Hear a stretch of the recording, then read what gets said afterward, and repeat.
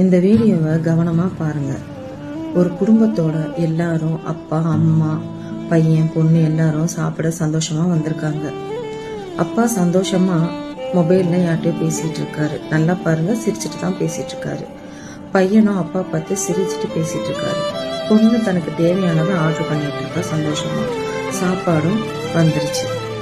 அவங்க அப்பா சாப்பிட போகும்போது என்ன நடக்குதுன்னு நீங்களே பாருங்க. அவரால் அந்த சாப்பாடை ஒரு பருக்க கூட அவரால் சாப்பிட முடியல. அதுக்குள்ளேயும் மரணம் அவருக்கு அந்த நொடியே வந்துருச்சு. அந்த குடும்பத்தில் உள்ளவங்க நிலைமையும் அவங்களோட நிலைமையும் அந்த நிமிஷம் நீங்க யோசிச்சு பாருங்க. மரணம் என்பது எந்த நொடி யாருக்கும் வரலாம். நிச்சயம் இல்லாத வாழ்க்கை.